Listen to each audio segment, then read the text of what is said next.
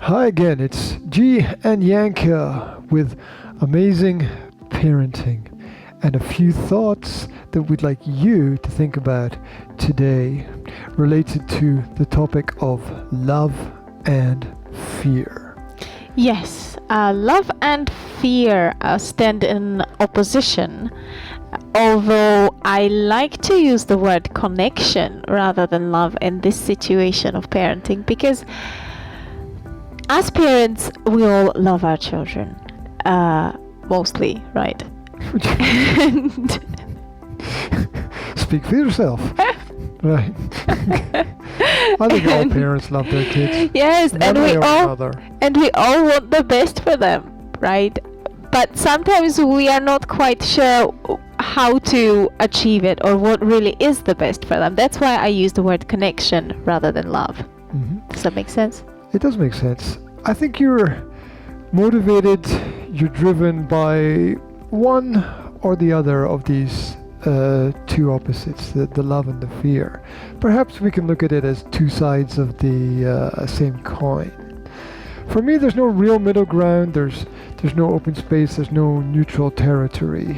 You are pushed or pulled by one of these elements. Absolutely. Now, what does it look like in practice when your main motivator in your parenting is fear? When the main motivator of your children's behavior is fear, that means that you use punishments, you use timeout, you use consequences or discipline or whatever you want to call it. But it really in practice means that the child does things because they are scared that if they don't do them, then there will be consequence. Absolutely. As a person, you have to decide, I think, if you are moving towards a clear target and goal, or if you're running away from some action, some event, some point, some place, some time in the past. Ask yourself, is there something that you need to let go of? Or is there something you need to embrace in order to take the next step? A lot of people feel the need to control their children. A lot of people feel that children have to do what we tell them to do, that children have to obey. And the only way they can control their children is through fear, because there is no other way to control an individual than through fear.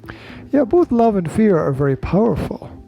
And so is the individual. Each person has the power to choose. They have the power to choose the course that they're on. They have the power to decide their own fate. They have the power to make decisions that will empower themselves, their family, and their children. The children themselves, they basically have a sixth sense. They instinctively know what the rules of the game are. They instinctively know what's really driving you. They can feel that. They can see beyond the words. And of course, the children have to live with the results of your actions. Now, if you don't want to motivate your children through fear, but you decide to do the opposite and you decide to motivate them through connection, it has a lot of benefits, okay? Motivating through connection, what does it look like in practice when you motivate children through connection? Basically, what you do is you teach them empathy, and when you need them to do something, for example, when you need them to cooperate in a certain situation, like you want to go outside and your child doesn't, instead of threatening them that you're going to hurt them, what you can do is you can try to make them see things from your perspective. You can try to connect with them. You can express empathy towards their feelings, and you can try to make them feel empathy towards you. And that's the way that human relationships normally work or should work. And it is the way that parenting should work as well, rather than based on fear. Absolutely. And as parents, we need to grow. To grow, you have to be open. That means having an open mind to new ideas, having an open heart to new people.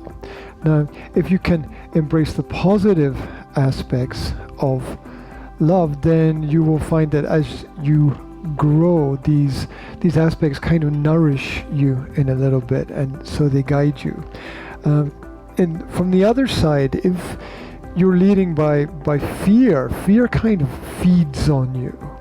Eventually it blinds you and leaves you a little bit lost. It's not really an element that you can trust if you truly want to grow, or you want your children to grow positively, because your children will feel powerless if you just push down on them with fear. Yes, absolutely. Be careful what you're teaching your children. When you make them feel fear, then you are teaching them to feel fear in the future. You are lowering their self-confidence for the future.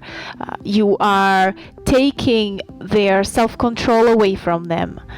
You are teaching them control over freedom, okay? Control over responsibility. So if you want your children to become free, responsible for themselves, and self-confident in their decisions, don't control them through fear, because that's doing the opposite. Yeah, love is a very complex emotion to try and conquer. You need to be open, you need to be honest, you need to be peaceful in your approach. You know, there's an old American Indian tribal story about two wolves. It is said that these beasts live inside of us, and that they're always fighting. And the children will ask, which one will win? And the elders will reply, the one that you feed. So that's something that we all have to face, and we all have to think about. In the end, your voice will become your child's inner voice, and your voice will be the voice that the children will hear the most. So you have to choose your words very wisely when you're around them. Yes, you also have to think about the external motivation and the internal motivation. When you manipulate your children through fear, you are giving them external motivations, and they are not trying to do the right thing. They're just trying to avoid the consequence. Whereas if you connect with them and you explain to them why what you want from them is important for you and maybe for them as well, then you are showing them the internal motivation. You will make them want to do it because they want to do the right thing, rather than because they're scared of you. Mm-hmm. Absolutely. And this is what we feel is really important when you consider the aspects of love and fear in your relationship with your children. And with everybody else. Absolutely.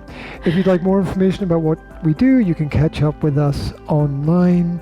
Thank you very much for listening. This is G and Yanka saying we wish you a great day wherever you are. Bye. Bye, guys.